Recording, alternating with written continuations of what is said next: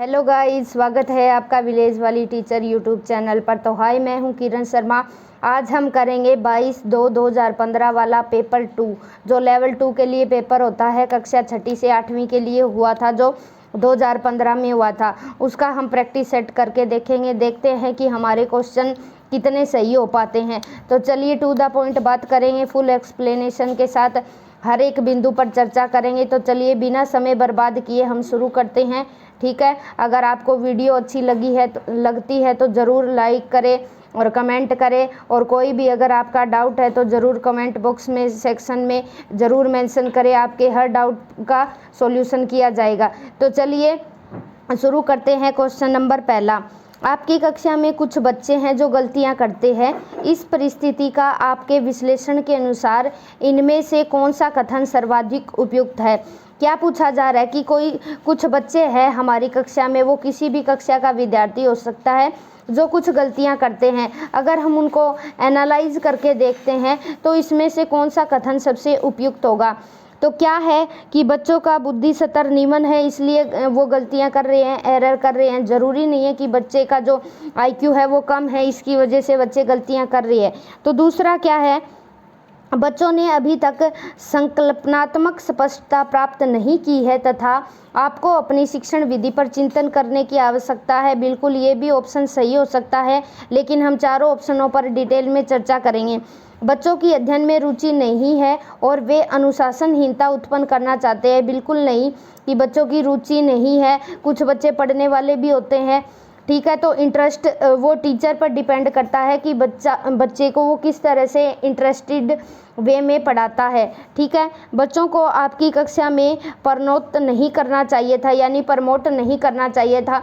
तो तीसरा और चौथा है, ये नेगेटिव ऑप्शन है, इन पे हम चर्चा नहीं करेंगे क्योंकि ये चीज़ एनालाइज कर रहे हैं। तो हम बच्चों की यहाँ गलतियाँ नहीं निकाल सकते कि बच्चे इनडिसिप्लिन है इसलिए और रुचि नहीं दिखा रहे, इसलिए वो गलतियाँ कर रहे हैं, और हमने आगे वाली कक्षा में बच्चे को एडमिशन देना नहीं चाहिए था। तो ये दोनों चीज़ें हैं वो नेगेटिव है, और ये भी बुद्धि का जो स्तर है वो नीमन है। ज़रूरी नहीं है कि बच्चे का IQ कम है इसलिए वो लर्निंग में गलतियां कर रहा है। तो राइट ऑप्शन दूसरा सही होगा कि बच्चे क्या है इसलिए गलतियां कर रहे हैं, किसी भी कंसेप्ट के ऊपर बच्चों की जो क्लियरिटी है वो बनी नहीं है। और हमें क्या करना है, हमारी जो टीचिंग स्टाइल है, वो शिक्षण विधि है, उस पर सोचने की आवश्यकता है कि हम अपनी टीचिंग मेथड को किस तरह से चेंज करें, ताकि जो कुछ बच्चे हैं जो बार बार गलतियां कर रहे हैं, उन गलतियों को बार बार ना दोहराएं, ठीक है। बच्चे सीखने में गलतियां करते हैं, लेकिन जो बच्चे ज़्यादा गलतियां करते हैं वहाँ हमें अपनी शिक्षण विधि पर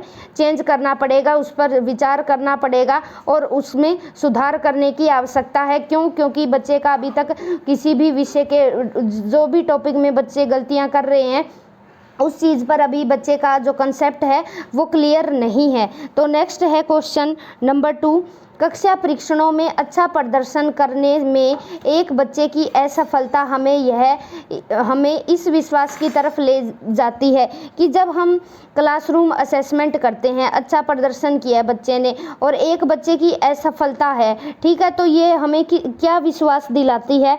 हम ऑप्शन से देखेंगे कि आकलन वस्तुनिष्ठ है तथा असफलताओं को स्पष्ट रूप से पहचानने के लिए इसका प्रयोग किया जा सकता है कि जो हम आकलन कर रहे हैं वो ऑब्जेक्टिव टाइप से कर रहे हैं, और इसलिए कर रहे हैं कि जो हमारे फेलियर है, ठीक है, जो असफलताएं हैं, उन्हें हम स्पष्ट रूप से पहचान के उनका असेसमेंट के रूप में प्रयोग कर सके। बच्चे कुछ निश्चित असमताओं और कमियों के साथ पैदा होते हैं। बिल्कुल नहीं, ये स्टिक नहीं बैठ रही।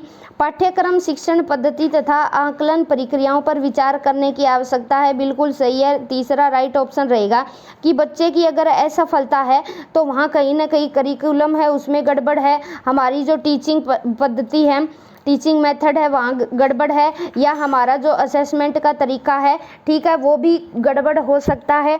वहाँ भी हमें सुधार करने की या विचार करने की, सिस्टम असफल हो रहा है। कहीं ना कहीं पाठ्यक्रम है, जो हमारा टीचिंग स्टाइल है और जो असेसमेंट का तरीका है, उस पर विचार करने की आवश्यकता है।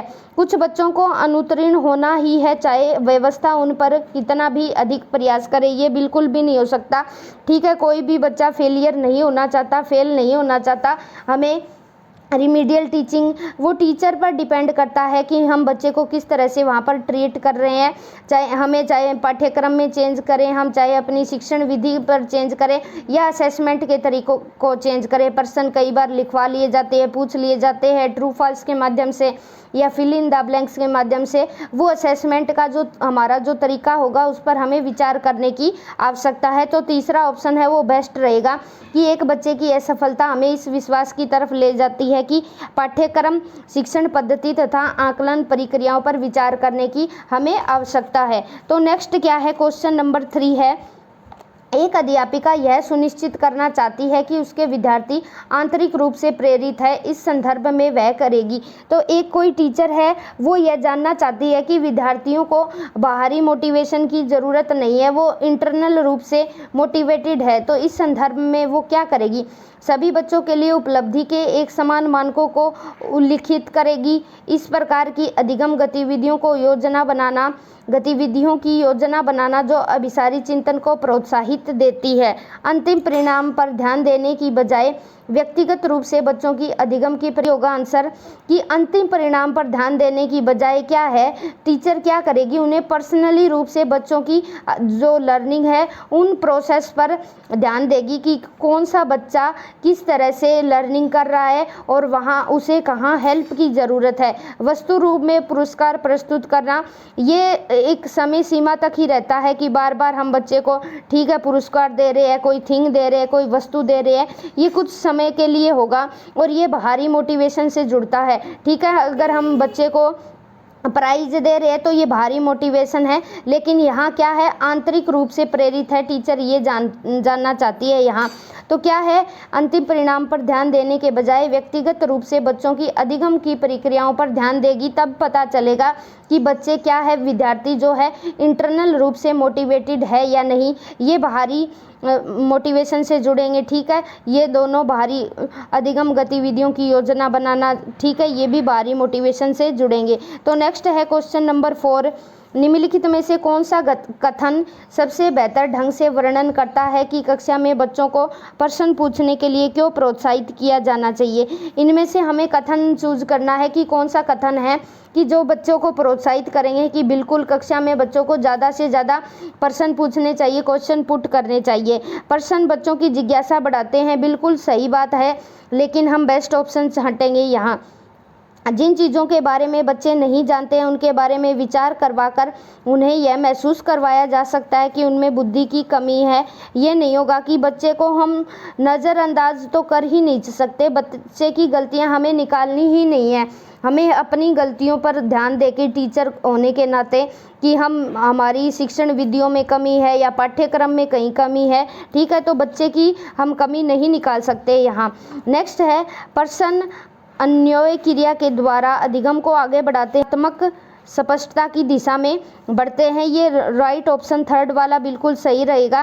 क्या है कि हम क्या है, प्रश्नों के माध्यम से जो हमारा लर्निंग है वो आगे बढ़ता है और किसी भी कंसेप्ट की है वो क्लियरिटी बनती है और क्लियरिटी बनती जाती है। अगर बच्चे प्रश्न पूछ रहे हैं तो हमें ये भी इससे पता चलता है कि बच्चे का कक्ष में पूरी तरह से ध्यान है या नहीं, बच्चा जिस कंसेप्ट को पढ़ाया जा रहा है उस चीज़ को पढ़ रहा है या नहीं। बच्चों को अपने भाषा कौशलों के अभ्यास की आवश्यकता होती है।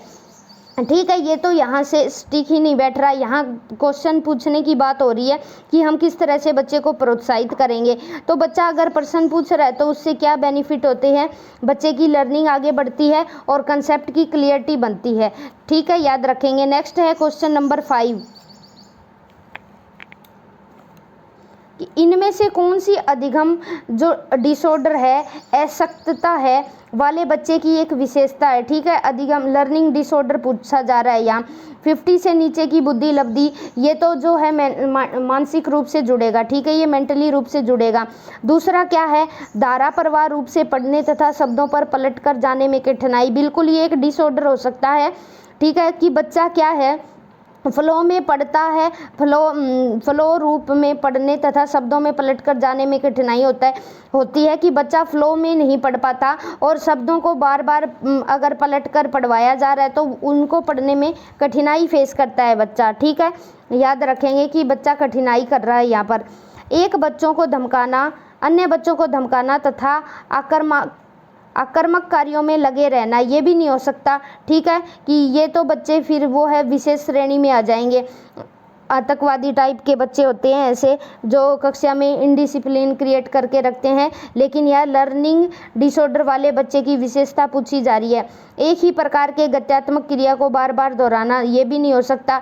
ठीक है, तो क्या होगा कि अगर बच्चा कोई लर्निंग में डिसऑर्डर कर रहा है तो ऐसे बच्चे की क्या विशेषता है, वो फ्लो में नहीं पढ़ पाएगा और शब्दों को पलटकर पढ़ने में जानने में कठिनाई होगी। ये मेंटली रिटार्डेड होगा। ठीक है, अगर 50 से नीचे की बुद्धि लब्धि है तो बुद्धि लब्धि है बच्चे की 50 से नीचे की है, तो इसमें बच्चे को हम सामान्य ही चीज़ें बड़ी मुश्किल से सिखा पाते हैं। ठीक है, अन्य बच्चों को धमका रहा है या आक्रामक कार्यों में लगा है वो बच्चा, ये भी विशेषता नहीं हो सकती। ठीक है, एक ही प्रकार की गत्यात्मक क्रिया को बार बार दोहरा रहा है तो ये भी अधिगम असक्ता वाले बच्चे की विशेषता नहीं हो सकती। तो क्या होगी, धारा प्रवाह रूप से पढ़ने तथा शब्दों में पलट कर जाने में कठिनाई होती है ऐसे बच्चे। नेक्स्ट है क्वेश्चन नंबर 6, निम्नलिखित में से कौन सी आकलन पद्धति विद्यार्थियों की सर्वोत्तम क्षमता को पोषित करेगी। ठीक है, कि कौन सा असेसमेंट का ऐसा तरीका है जिससे हमें पता चलेगा कि बच्चे अधिकतम सर्वोत्तम क्षमता को पोषित करने वाली है। यहाँ जब विद्यार्थियों को बहुविकल्पीय प्रश्नों के माध्यम से किए गए परीक्षण के रूप में तथ्यों को दोहराने की आवश्यकता होती है, कि मल्टीपल टाइप क्वेश्चन पूछे जा रहे हैं। ठीक है, इस प्रश्नों के माध्यम से परीक्षण के रूप के में तथ्यों को दोहराने की आवश्यकता होती है। जब परीक्षा के अंकों और विद्यार्थियों की योग्यता के बीच सकारात्मक सहसंबंध पर बल दिया जाता है, जब संकल्प परिवर्तन तथा विद्यार्थियों के वैकल्पिक समाधानों को आकलन की विभिन्न विधियों के द्वारा आकलित किया जाता है। बिल्कुल सही होगा ये ऑप्शन, कि जो कंसेप्ट में जो चेंज है और जो विद्यार्थियों के जो मल्टीपल टाइप समाधान है उनको आकलन के विभिन्न विधियों के द्वारा आकलित किया जाता है। यानी हम अलग अलग मेथड से बच्चों का जो असेसमेंट करते हैं, ठीक है, उनके कंसेप्ट में परिवर्तन करके, तो ये मेथड सबसे बेस्ट रहेगा। जब कक्षा में विद्यार्थी के द्वारा प्राप्त किए गए अंक और स्थान सफलता का एकमात्र निर्धारक होते हैं, बिल्कुल नहीं। अंक और ग्रेड के आधार पर हम बच्चे की सफलता का निर्धारण नहीं कर सकते। तो सबसे बेस्ट ऑप्शन क्या रहेगा, कि जब संकल्पनात्मक परिवर्तन तथा विद्यार्थियों के वैकल्पिक समाधानों को आकलन की विभिन्न विधियों के द्वारा आकलित किया जाता है। ठीक है, तो ये सबसे बेस्ट असेसमेंट का तरीका होगा। नेक्स्ट है, वाइगोत्स्की के अनुसार जेडपीडी विकास का क्षेत्र है। ठीक है, ये जेडपीडी से जुड़ेगा। समीप्त विकास का क्षेत्र क्या है जेडपीडी के अनुसार, हमने डिटेल में चर्चा कर ली है। जेडपीडी क्या है, कि बच्चे को कोई चीज़ आ रही है, ठीक है, ये कोई बच्चे को चीज़ आ रही है, थोड़ी सी अगर बच्चे को मदद दे दी जाती है तो बच्चा क्या है, अपने हाईएस्ट पोटेंशियल सीमा पर पहुंच जाता है। तो राइट ऑप्शन क्या रहेगा, बच्चे के द्वारा स्वतंत्र रूप से किए जा सकने वाले तथा सहायता के साथ करने वाले कार्य के बीच का अंतर होगा, वो जेडपीडी कहलाएगा। ठीक है, कि बच्चा जो फ्री होके वो क्या काम कर सकता है, ठीक है, और दूसरे की मदद से वो क्या कर सकता है, उसके बीच का ये जो अंतर होता है, ठीक है, हम ये जो अंतर है ये जेडपीडी कहलाएगा। ठीक है, ये बच्चा फ्री होके यहाँ कर सकता है और ये मदद कर दी, और इसके बीच का ये जो क्षेत्र है ये जेडपीडी कहलाता है अकॉर्डिंग टू वाइगोत्स्की। ठीक है, बाकी हमें सिंपल जिस चीज़ का परफॉर्मेंस के द्वारा दिए गए सहयोग की सीमा निर्धारित करना, बिल्कुल नहीं। अध्यापिका सहयोग कर रही है, उसकी सीमा को निर्धारित करना जेडपीडी नहीं होता।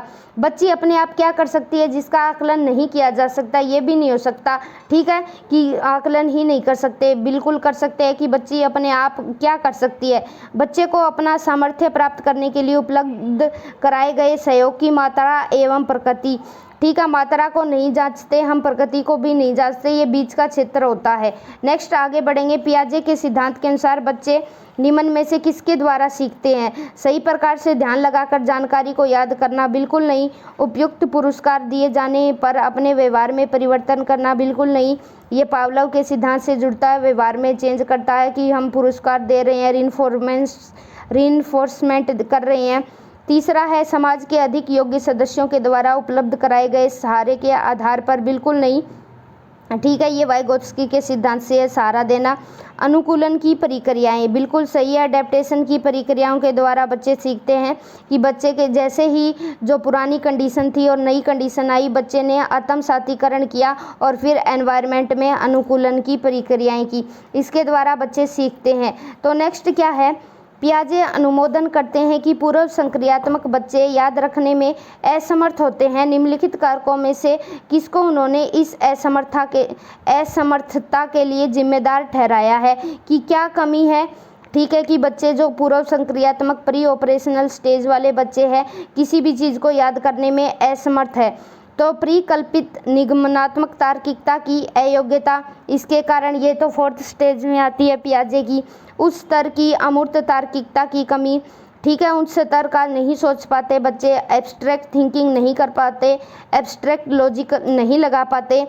तीसरा है व्यक्तिगत कल्पित कथा, ये भी नहीं हो सकता। और क्या कारण है बच्चे यहाँ फेल क्यों हो जाते हैं, विचार की अनुत्क्रमणीयता, कि बच्चे क्या है पलटावी अवस्था को नहीं जान सकते।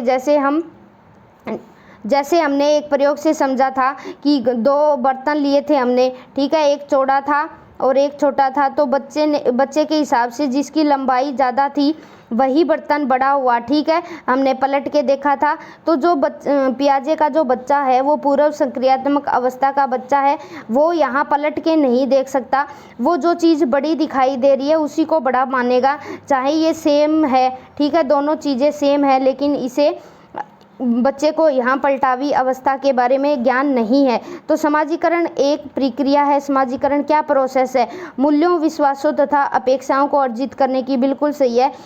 सोशलाइजेशन वो एक प्रोसेस है जिसमें हम वैल्यू का, अपने विश्वासों का और अपेक्षाओं को अर्जित करते हैं। मित्रों के साथ सामाजिक बनने की ये भी हो सकता है, लेकिन हम बेस्ट ऑप्शन छांटेंगे घुलने मिलने तथा समायोजन की, ये भी है, ठीक है, लेकिन बेस्ट क्या है, एक मूल्यों, विश्वासों तथा अपेक्षाओं को अर्जित करने की प्रक्रिया है। एक समाज की संस्कृति की आलोचना करना सीखने की, बिल्कुल नहीं। समाजीकरण हमें आलोचना करना नहीं सिखाता, हमें मूल्यों, विश्वासों और अपेक्षाओं को अर्जित करने की प्रक्रिया है, ये एक समाजीकरण। तो ये थे सीटेट 2015 के लेवल 2 वाले CDP वाले क्वेश्चन, जिसके बारे में हमने डिटेल में चर्चा की है। अगर आपको कोई इन क्वेश्चंस में डाउट है तो कमेंट बॉक्स आपके लिए है, कमेंट बॉक्स में कमेंट करें। Bye bye, thanks for watching, have a nice day guys.